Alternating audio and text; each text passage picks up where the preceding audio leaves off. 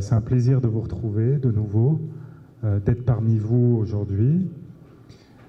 Féliciter bien sûr les récipiendaires, les agents officiers de police judiciaire qui ont participé à la formation et qui vont recevoir aujourd'hui le certificat, ou en tout cas raison pour laquelle nous sommes réunis aujourd'hui. Vous dire que c'est un plaisir, et vous le savez, la plupart d'entre vous, c'est un plaisir pour nous, l'ambassade de France, d'accompagner la PNH, la Police nationale d'Haïti, depuis très longtemps. Vous savez que notre coopération, elle est structurée depuis des décennies. Elle se déploie, je crois, très bien ces dernières années. Elle se déploie au travers de formations auxquelles nous participons. Elle se déploie au travers de conseils, de l'expertise, de livraison d'équipements aussi, comme l'été dernier. Et c'est pour nous très important, c'est un marqueur très important de notre présence ici en Haïti, cet accompagnement de la PNH, des forces de sécurité nationales haïtiennes. On accompagne aussi les forces armées d'Haïti sur un autre plan. C'est pour nous un marqueur structurel de notre coopération et qui s'inscrit dans la durée, qui vient de loin et qui s'inscrit dans la durée. Pour nous, c'est à la fois un plaisir, un devoir de vous accompagner. Je crois qu'en 2025, la France a formé 400 policiers de la PNH. Alors, c'est un chiffre qui est quand même important. Ça fait beaucoup de formations. Ça fait près de 40 policiers par mois, donc c'est assez important. Donc sur ce chemin, on va continuer à accompagner la PNH, on va continuer à être à votre écoute. Je souhaite que cette coopération 2026 soit encore plus structurante et réponde davantage encore à vos besoins. C'est pour moi un honneur de prendre la parole à l'occasion de cette cérémonie de remise de certificat qui célèbre l'effort, la rigueur et l'engagement professionnel des agents spécialisés de la PNH dans le cadre d'un projet d'appui de l'Organisation des États américains à la DCPJ. Aujourd'hui, nous célébrons la certification des participantes, des participants.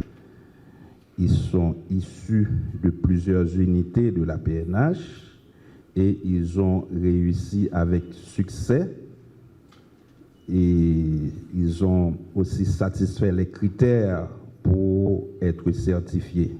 Cette initiative vise également à renforcer les capacités techniques des institutions haïtiennes impliquées dans la lutte contre le crime transnational organisé, les crimes financiers, le blanchiment de capitaux, la corruption, en combinant appui technique, formation spécialisée et coopération nationale, coopération internationale.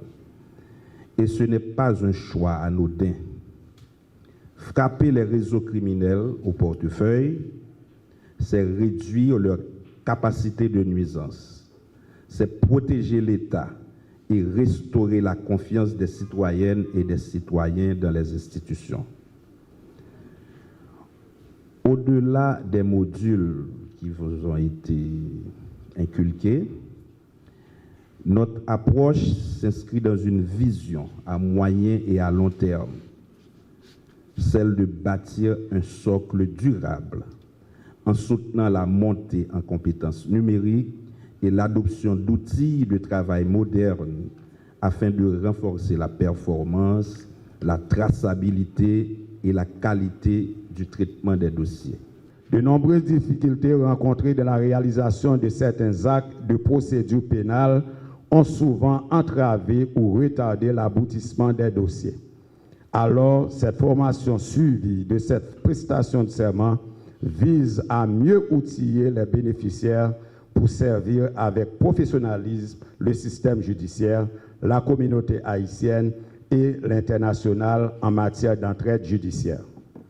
Policiers, policières, permettez que je vous rappelle que votre mission principale à la DCPJ consiste à constater les infractions, rassembler les preuves, rechercher les auteurs et les présenter à l'autorité judiciaire. Ce travail doit être obligatoirement réalisé sous la direction du commissaire du gouvernement ou le juge d'instruction, car nous sommes auxiliaires de la justice. Mesdames et messieurs les OPJ, nous sommes à un tournant décisif de notre mission.